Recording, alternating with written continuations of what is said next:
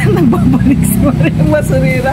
Ang daming absent bago mag-present si Mariang Basurera. Uy, dahil iwan ko nga ba, bakit hindi ako maubusan ng problema kung hindi buhay ang nag-aantala sa atin sa pagdadamster. Ano naman, makikipag-agawan si Mariang Basurera sa mga sakit. Actually, kalalabas lang namin kahapon. Si Mr. Segregator sa likuran ko. Huwag na natin igalaw ang camera para makita nyo ako. Kalalabas lang namin from hospital kasi yung bunso kong apo, sa totoo lang hindi kami makapaniwala hanggang sa hospital nung tinest siya, swab test ba, ay nag-positive ang baby namin. 5 months ang edad, pero at least hindi nagaanong istrikto kasi may mga gamot na sa awa ng Diyos na paglabanan ng 5 buwan naming baby sa tahanan.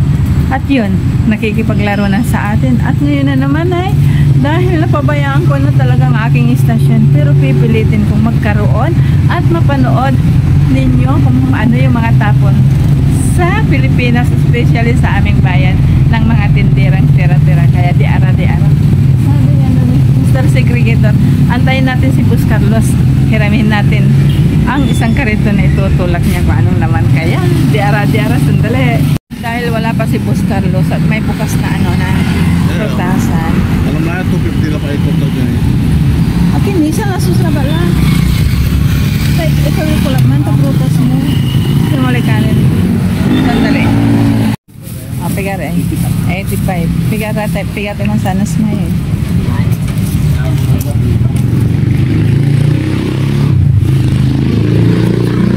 Sagay mo.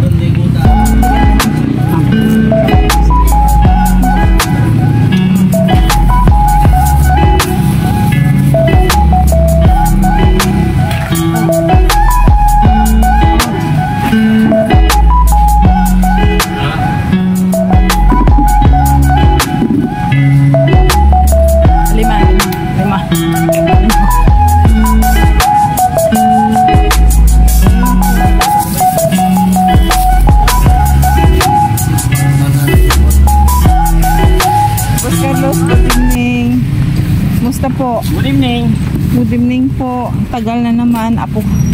Gawa nang ang apo ko ng COVID boss. Oo, ganyan. Normal na no. Ganyan lang buhay. Mixin na. Hi! Ayan si anak. Iskimini natin. Naambun na. Yung mga yung mga laman-laman. Sandali. Delay na natin kasi andyan si may talong tayo. Ano po? Asukal ba? Umuulan na, kaya bilisan na lang. Ayan. Ano to? Hindi natin alam. Mga gulay-gulay din. Ayan o. Ito yung itinuro ko sa inyo. Sandali lang. Punitin natin. Busa. Ayan, mga kasama natin nandiyan sila. Ayan. Madilim, kaya ano na naman. Ayan o. Pang juice pag diba? Dali. Ayan. Kanina bumili tayo ng prutas ni Balbon. Yung palay meron din. Ayan. Kakarami tayo nito kung ayusin natin ang ating pagkatabaho. Diba? May mga tapon-tapon dito, mga kamatis ba? Mahit naman natin tanggalin ito. Ayan na yun, nakaiwan natin mabilisan lang. Marami pa siya, kaso nga lang tapon na natin to. Ayan hindi lang natin alam mga gulay. Ito gulay.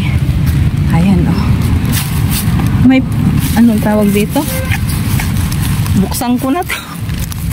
Ayan nakikita niyo ba? Tingnan natin, baka pwede nating ipahingi kasi ito hindi ko kahiligan to. Diba? Pwede pa, diba? Pero umuulan na tayo. Ayan marami na tayo. Paano lang to pahapyaw lang. Pinabayaan tayo, binigyan tayo ng oras ni Boss, ni Boss Carlos.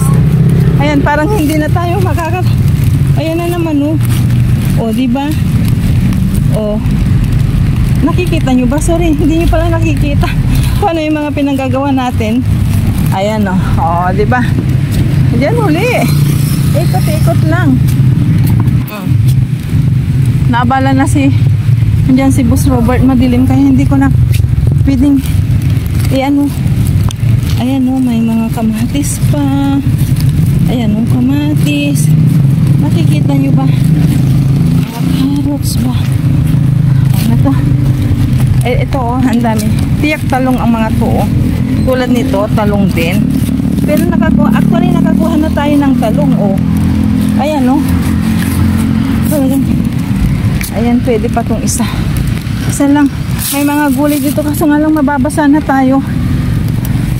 Boss Robert, alis na kami. Thank you. Uulan eh. O, diba? Sandali lang. Oo. Kahit pa paano. Alam na ni Balbon.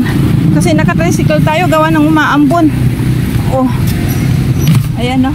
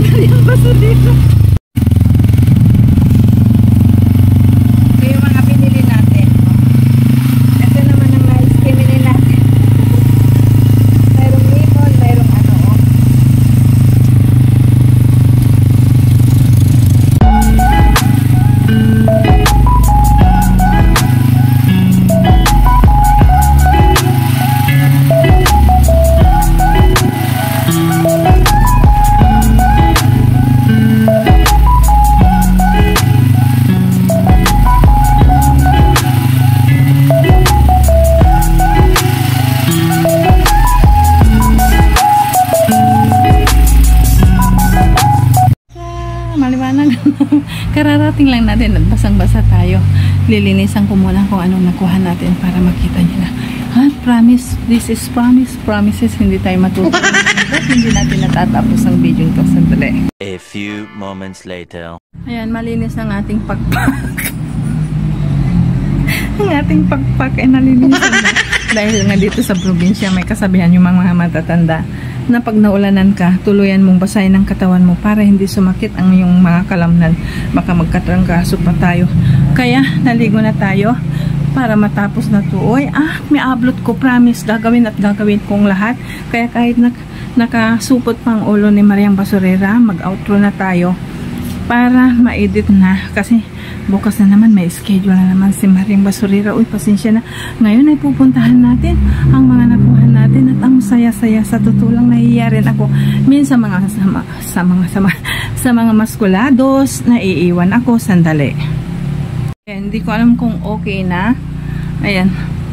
Ayan na nga. Minsan ay nahihiya tayo sa mga maskulados, sila Boss Carlos, Boss Robert, kasi pinagbaybigyan tayo para hindi pa iitsa sa lahat. Sabi nga ni Boss Robert, duman ako doon sa inyo kasi actually doon sa pagliko sa mga una-unang vlog natin ay pinuntahan natin ang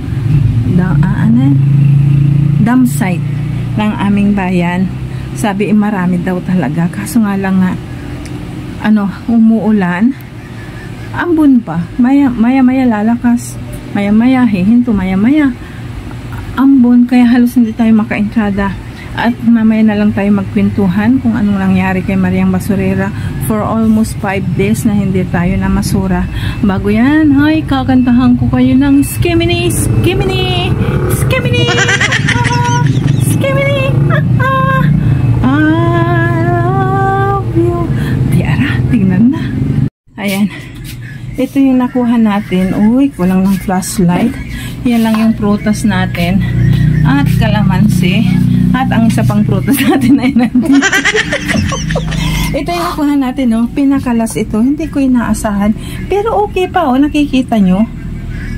Sabi nga ni Boss Carlos, marami pa doon sa loob, sa ilalim. Kaso nga lang, nakakaya naman kay Boss Carlo, Mr. Segregator na kalkalin natin at magkakahulugan. Mayroon din tayong, ayan, kumpol na talong kung bakit tinapon na. Ayan, no, nakikita naman ninyo siguro ang diferensya. Ang talong na sariwa at pwede pa ere. Pero magkakakumpol to eh. Mayroon lang magkaiba. Ito, 'di ba? Yung nakuha natin na doon sa silong, dinukot natin. Mayroon tayong 3 kamatis, 1 papaya, ano to, beans, bagyo beans, bitsuelas, ito kung tawagin. Mayroon tayong pang juice. Bumili tayo ng prutas ni Balbon, pero mayroon pala tayong makbukuha, hindi ko inaasahan. Mayroon din tayong 3 pipino na marami pa doon, kaso nga lang nahihiya tayo. Nagtataka ako kung bakit ay nakakuha tayo ng lemon na matino-tino at ito ay hindi natin na dumpster ito, kundi binili natin ito kay Balbon. Nahulog lang kaya inugasan ko. So ito yung nakuha natin, lagay natin ito kasi hindi yan kabilang. Ito yung mga nakuha natin na pwede pa na pangtawid gutom, pangtawid sa isang araw, o diba? Kung araw-arawin lang natin, talagang makakatulong sa ating kusina. Kaso nga lang, hirap din dahil maraming ginagawa si Mariang Basurera. Diba na pag tinatamad ako hindi ko pwede nadala sa ref. Binabalutan ko ng damit. Sandali lang at hanap tayo ng pambalot ito. Kasi hindi ko pag ginagamit ito. Alam ba ninyo, minsan, ang binabalot ko ay kumot, kortina. Di Balbon kasi nga malaking tao siya. Ito yung nakuha ko. Sandali, papakita ko kung paano ko balutin. Ayan, balutan muna natin. Malinis pa to Bukas na lang natin ito ilagay sa ref. Kasi nga, baka puno yung ref natin. Ilulugar pa natin sa maganda-ganda. Isali na rin natin si banana kung saging. Diba? Babanana ako isa. Ayan, balutan natin. Para hindi pasukan ng ano pa man. Kasi titignan pa natin yung ref kung okay. And then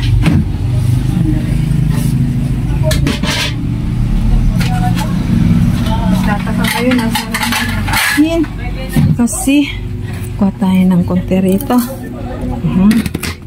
at kainin natin yan.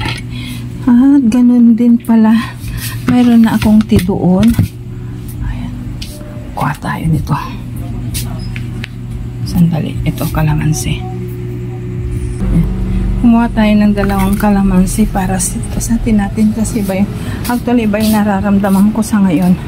So, diba? Oops. Sandali lang. Pupumo na tayo dito. Diba? Ayokong ipakita yung mukha ko, talagang umiiri pa, Nasabi ko umiiri tayo. Umaaray pala sa sakit ng mga kasukasuhan natin. So yun, ikwikwento ko sa inyo na hindi ko pa tinanggal kung ano yung nasa ulo natin. Masanay na kayo dyan. Yan ang aparador ko. Hindi, yan ay damit ni tatay, pinalansya ko. Kaya hindi pa kinukuha, baka bukas kunin. Kaya mawawala na naman ang ating aparador. Nandito tayo sa sala na naman. Kasi hindi na kami nagtatabi ni Balbon. Ang bigat kasi ng mga niya, yung hita niya, yung mga braso niya, pag dumantay hindi ko na kaya. Pag tinawag na lang tayo. Ay, seryoso na tayo. Bakit 5 araw, 6 na araw na hindi tayo nag-dumpster? Kasi ang nangyari po ay hindi inasahan ang apo ko po na bunso. Mayroon kaming 3 araw na pinuntahang okasyon, and then after noon nagpunta naman kami sa resort para mag happy. Kaya parang na-expose si baby namin sa maraming tao, mainit, malamig. Ayun, kinabukasan nun, that was Sunday. Hindi, Monday ata. Monday ng umaga, mainit na siya kasi napaliguan din ng mama. Pagkagising daw ng 11 o'clock ng umaga, ayun na, inaapoy na siya ng lagnat. Huwag nang pasinin ang nasa likod natin. Inaapoy na siya ng langnat, hinihingal siya, inuubo, barado ilong, na talagang nag-decide ako na i-confine ang bata. Kaso nga lang sa hospital namin dito sa aming bayan ay hindi tinanggap kasi nga puno ng pasyente na pang pedya yung room, kaya hindi kami inadmit at inadvisean kami na dadayo sa ibang lugar, kung tawagin ay Bulingit sa amin. Pangasinan Provincial Hospital ang napuntahan namin at doon kami inadmit. And then ang bilis ng pangyayari, kinagabihan na kami nakarating ng hospital dahil umuulan, humahangin. Ayun, pagdating namin, emergency kaagad, may oxygen. Ano bang nangyari doon? Dextrose. Pero more on oxygen siya, injection dito, test dito, hanggang na ayun na nga, tinest siya. Ang bilis, wala pang 24 hour. Dumating ang result ng 1 AM. Martes na yon. Ayun, inilipat na sila kaagad sa isolation na hindi pwedeng, ang isolation din pala ay hindi lang sa makahawa ka, kundi para hindi na madagdagan kung anong virus ang nandoon. Ayan, binigyan sila ng room na talagang sila lang dalawa na mag-ina, pasilip-silip lang kami hanggang dumating yung time na pumirma ako para pasukin ng aking apo. So, ayun, hanggang kahapon ng 5:30 PM na. Yun ay Saturday.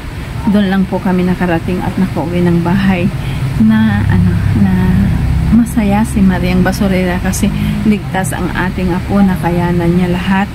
Kaya tuwang-tuwa ako at bago ako umalis doon sa kwartong yun kung saan na-isolate ang ating apo, nanalangin ako sa Diyos na laglag talaga ang luha ko sa pasasalamat.